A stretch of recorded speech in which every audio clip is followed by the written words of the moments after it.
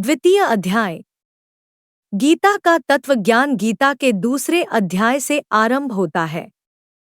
पहले अध्याय में वर्णित अर्जुन का विषाद सुनकर भगवान श्री कृष्ण ने उससे कहा, एक तू इस भीषण बेला में क्या पगला गया है जो तू ऐसा सोचने लगा है? यह सोच तुझे अपयश ही देगी, भौतिक सुख भी नहीं मेरी। तेरी और तेरे इन सब संबंधियों की आत्मा अमर है। मरना केवल शरीरों का होता है, आत्मा के लिए मरना केवल कपड़े बदलने के समान है। सुख दुख, गर्मी सर्दी सब शरीर के विषय हैं। ये जैसे आए, इनको वैसे ही सहज स्वीकार कर लेना चाहिए। 2 ईश्वर सर्वव्यापक है, नित्य है, सीमा रहित है। आत्मा किसी की हत्या नहीं करती, यह किसी से मारी भी नहीं जा सकती। यह अज है, अव्यय है, अविरत है। यह जलती नहीं, गीली नहीं हो सकती, सूखती नहीं। इसका तो चिंतन करने में भी कोई सामर्थ्यवान नहीं। 3 अगर धर्म की बात करें तो भी स्वधर्म की पालना ही सर्वश्रेष्ठ कर्म है। यदि तू स्वधर्म त्याग कर लड़ना छोड़ देगा तो तेरा अपयश होगा, तुझे कायर समझा जाएगा। तू हार और जीत की चिंता छोड़, युद्ध करना आरंभ कर। 4 वेद वाक्यों को शाब्दिक अर्थ में नहीं लेना चाहिए। हर शब्द का, हर मंत्र का भाव समझना चाहिए। 5 कर्मों को किसी फल के लिए नहीं करना चाहिए, निष्काम भाव से बुद्धि का प्रयोग करके सिद्धि का विचार किए बिना स्वर्ग की कामना भी किए बिना करना चाहिए, वरना तुम्हारी क्षमता प्रभावित होगी और कर्म श्रेष्ठ नहीं होंगे। किसी में भी मोह नहीं रखना चाहिए और कर्म करते समय बुद्धि ईश्वर में स्थिर रखनी चाहिए। 6 भगवान ने फिर स्थित प्रज्ञा अर्थात स्थिर बुद्धि योगी के लक्षण बतलाए। भगवान ने बतलाया स्थिर बुद्धि व्यक्ति में कोई इच्छा नहीं रहती, वह अपने में संतोष रखता है, दुख में वह व्याकुल नहीं होता, वह सुख से मोह नहीं रखता, वह राग अमर्ष और भय के बिना रहता है। वह कछुए के समान अपने अंगों को विषयों से समेटकर रखता है, हठ से नहीं सहज भाव से। स्थिर धी व्यक्ति अपनी सारी इंद्रियां वश में करके बुद्धि को भगवान में स्थिर करता है। होगी 7 विषयों का चिंतन त्याग करो तभी इच्छाओं से मुक्ति। 8 किसी एक इंद्रिय में भी यदि आसक्ति हो तो विनाश हो सकता है। योगी को विषयों का आकर्षण विचलित नहीं करता। संजय बोले, 1 भीगी अखियां, शोकाकुल मन, व्याकुल करुणा में थे अर्जुन। ये निम्न वचन कुरुनंदन से राजन बोले तब मधुसूदन। भगवान बोले, 2 इस भीषण बेला में कैसे अज्ञानी बन बैठे बांधव, अपकारी मग अपयश देगा, ना देगा यह द्यौ सुख वैभव। 3 छोड़ो अब इस कायरता को, ऐसा करना अनुचित अर्जुन, अनुचित तेरी यह दुर्बलता। जाओ जूझो रण में तत्क्षण। अर्जुन बोले, 4 हे मधुसूदन, हे अरिसूदन, रण में जूझे कैसे अब मैं? ये पूज्य पितामह द्रोण गुरु, कैसे मारू भगवन सब मैं?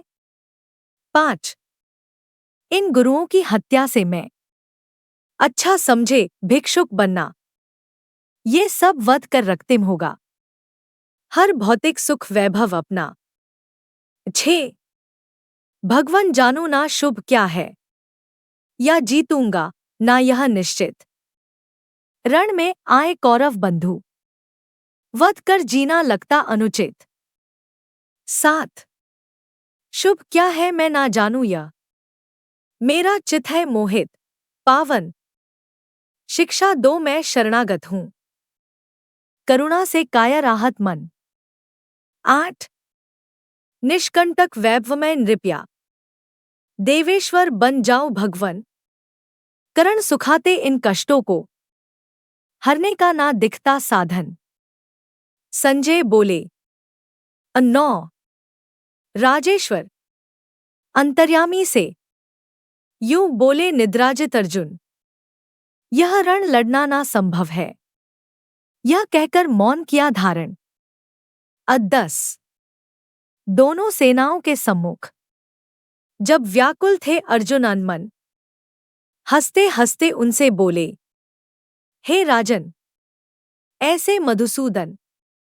कृष्ण बोले, 11 अनुचित बातों पर दुख करके बातें करता ज्ञानी जन सी, ज्ञानी जन दुख ना करते हैं। जीना मरना होवे कुछ भी। 12 ऐसा युग ना कोई आया, अरु ना आगे भी आएगा। आत्मा मेरा तेरा या इन राजाओं का मिट जाएगा। 13 जैसे देही की काया में बचपन यौवन या जर आता, धीरजधारी देहांतर भी ऐसा समझे ना घबराता। 14 करण विषय जब मिल जाते हैं, सदी गर्मी सुख दुख बनते, इन द्वंद्वों को सहना है ये, क्षणभंगुर अस्थाई रहते। 15 सुख दुख रूपी इन द्वंद्वों को जो भी समझे सब नर नारी, वे अव्याकुल धीरजधारी, अमृत पद के हैं अधिकारी। 16 सारी जड़ माया सत्ता बिन ना मिट सकता है सत्किंचन, तात्विक ज्ञानी पुरुषों द्वारा समझा ऐसा है विश्लेषण। 17 सारे जग में जो व्यापक है, यह अविनाशी समझो सत्ता, इसका नाशक बन सकने की क्षमता कोई भी ना रखता। 18 नित सीमा बिन ओ अविनाशी, यह आत्मा कहलाता अर्जुन, नश्वर इसकी सब काया है। फिर उठ लड़, यह कैसा चिंतन। 19 जो आत्मा को हत्याराया, इसको मरने वाला कहता, वे दोनों ही अज्ञानी हैं। यह ना मारे ना यह मरता। 20 आत्मा जीता मरता ना है, यह नित है ना होता होकर, यह तत्व पुरातन शाश्वत है, ना मरता काया मरने पर।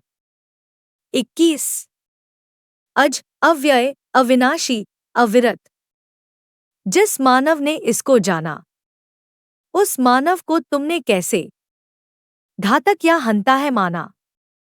22 कपड़े जर्जर हो जाने पर जैसे नर नव करता धारण, वैसे ही तज जर्जर काया, आत्मा अपनाता नूतन तन।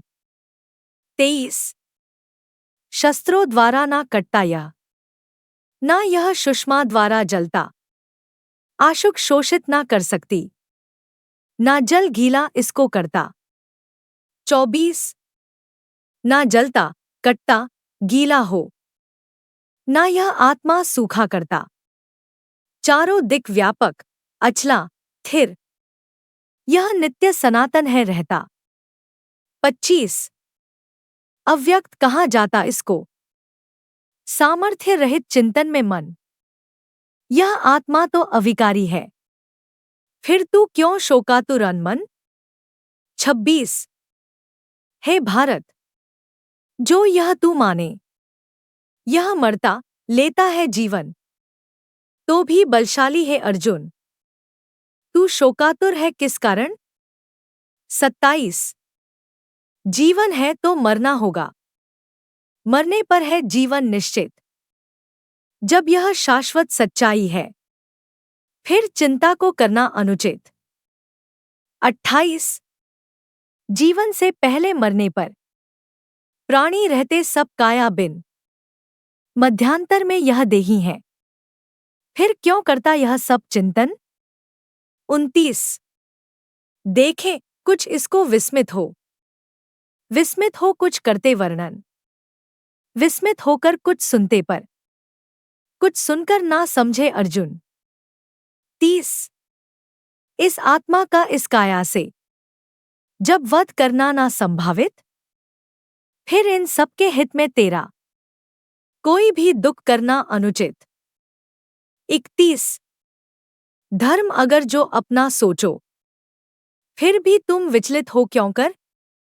इस धर्मी रण को लड़ने से ज्ञानी को ना कुछ भी बढ़कर। 32। सुरपुर के द्वारों को खोले, आया यह रण तेरे दर पर। सौभाग्यवंत क्षत्रिय कोई पाया करता ऐसा अवसर। 33। इस धर्म समर से पीछे हट, तज दोगे जो लड़ना अर्जुन। निज धर्म तथा यश दोनों खो, फिर पापों में होगा जीवन। 34। युग युग तक तेरे अपयश की, जन जन में यूं होगी चर्चा। मानी मानव को इस सब से मरना ज्यादा लगता अच्छा। 35। जो श्रेष्ठ तुझे अर्जुन कहते, ओछा तुझको वे जानेंगे। तू भय कारण ही भागा है, वे योद्धागण यह मानेंगे। 36। तू निर्बल है ऐसा कहकर तेरे वैरी बतलाएंगे, इससे ज्यादा क्या दुख होगा जो अपयश वे फैलाएंगे। 37। निश्चय पूर्वक अब इस रण में जाओ जूझो तुम है अर्जुन, मरने पर सुरपुर निश्चित है, भू भोगोगे जो जीतो रण। 38। हारो जीतो सुख दुख कुछ हो, या लाभ अलाभ मिले कुछ भी, सब सम समझो अरु समर करो, फिर पाप बने ना कर्म कभी। 39। जो कुछ अब तक समझाया है वह सांख्य कहा जाता अर्जुन, अब योग सुनो जिस पर चलकर कर्मों के छूटें सब बंधन। 40। आरंभित कारज ना मिटते, उल्टा भी ना दे फल किंचित, थोड़ा कर्मों का भी करना, भारी भय से करता रक्षित। 41। निश्चय करने वाली बुद्धि, यह एक अनग होती निश्चित, यह भरमाए पुरुषों में ही बहुरूपों में होती दृग्गत। 42। जो वेदों के शब्दों में ही उलझे रहते भारत, अनुचित वे अज्ञानी जाने जाते, बोले वाणी चाहे पुष्पित। 43। कामी कहते सुरपुर उत्तम, यह भी बतलाते वे पांडव, नाना कर्मों द्वारा मिलता जीवन में हर सुख और वैभव। 44। इस सम्मोहन में फंसकर सुख भोगों में हो आकर्षित, उन सब की निर्णय करने में प्रज्ञा ना स्थिर रहती किंचित। 45। त्रैगुण वर्णित वेदों में है, निस्त्रय गुणमय बन जा अर्जुन, निर्योग अक्षेम निर्द्वंद्वी हो, सतनिष्ठित आत्मप्रायण बन। 46। परिपूरित जलधर मिलने पर कूप निरर्थक सब हो जाते, वैसे ही ज्ञानी ब्राह्मीजन वेदों पर ना निर्भर रहते। 47। तू करने भर का अधिकारी, फल पर तेरा वश ना किंचित, समरह सिद्ध्य हो या ना हो, ना करने में ना हो मोहित। 48। सिद्ध्य हो या ना हो समरह, आसक्ति बिना कर्मों को कर, सम रहना योग कहाता है। तू योगी बन भव सागर तर। 49। कर्मों को फलहित करने से समबुद्धियुत करना अच्छा, फलहित कुछ करना छुटपन है, समबुद्धिया पद अपना सच्चा। 50। बुद्धियुत योगी करते हैं सुकृत दुष्कृत फल अपवर्जन, कर्मों में कौशल योग समझ, यौगिक नियमों का कर पालन, 51। सारे बुद्धियुत ज्ञानी जन छोड़े कर्मों के फल बंधन, ऐसा करने से मिलता है अमृतमय पद उत्तम पावन। 52।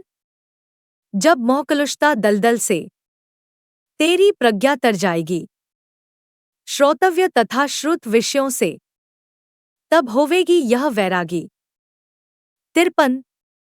श्रुत वचनों में उलझी थी जब, ईश्वर में निश्चल स्थिर होगी, यह निश्चित है तब अर्जुन तुम बन जाओगे सम्यक योगी।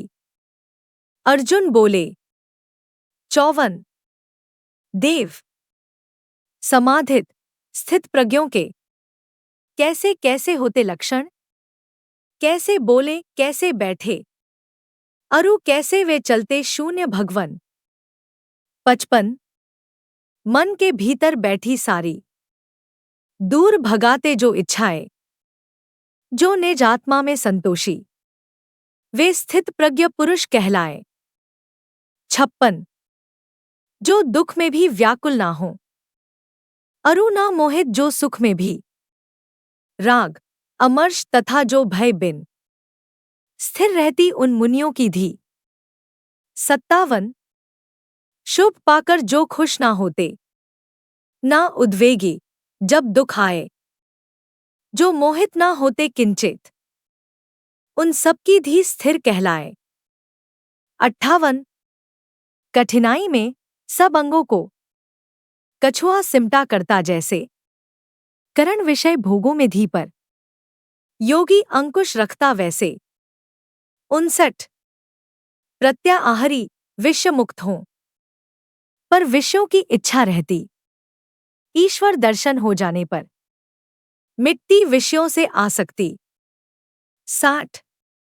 विषय रसिक जो ज्ञानी हटकर करण अगर विषयों से मोड़े, ये मंथी है उनके मन को बलपूर्वक विषयों से जोड़े। 61। करण सभी अपने वश में कर, मेरे में हो जाओ समर्ज, जिनकी करण रही यूं वश में, वे सब होते स्थिर धी मानस। 62। विषयों का चिंतन करने से विषयों में होती अनुरक्ति, इच्छाएं सब फिर पनपे, जिस कारण हो क्रोधित व्यक्ति। 63। क्रोध करे सबको सम्मोहित, यह चिंतन को भरमाता है, दूषित प्रज्ञा करता जिससे मानव पथ से गिर जाता है। 64। राग रहित हो द्वेष रहित हो, जिनके वश में करण तथा मन सब भोगों को भोगे फिर भी वे सुखपूर्वक रहते सज्जन। 65। ऐसी निर्मलता होने पर मिट जाते मानव के सब दुख, शीघ्र अनड़ उसकी धी स्थिर हो, आनंदित हो पाए सब सुख। 66। अस्थिर नर में दुर्बुद्धि हो, भाव नहीं उसमें शुभ जागे, इस कारण ऐसे मानव को सुख कैसा, सुख उससे भागे। 67। जिस इंद्री में मन अनुरागी, पूरी बुद्धि वह हर लेती, जैसे आशुग अपने पथ पर नौका जल में ले चल देती। 68। जिसने सारे विषयों से करण करी है वश में सारी, यह निश्चित है ऐसे योगी, जग में होते स्थिर धी धारी। 69। सब कहते हैं जिसको रात्रि, उसमें योगी रहते जागृत, पर जब सारे प्राणी जागे, तब योगी जन मिलते निद्रित। 70। चारों दिक से नदियां आए, सागर में ना आता अंतर, जो सब भोगों को यूं भोगे, कामी ना बन सुख पाए नर। 71। सकल कामनाएं जो त्यागे, त्यागे अभिलाषाएं ममता, जिनमें कोई भी मद ना हो, शांति तथा सुख उनको मिलता।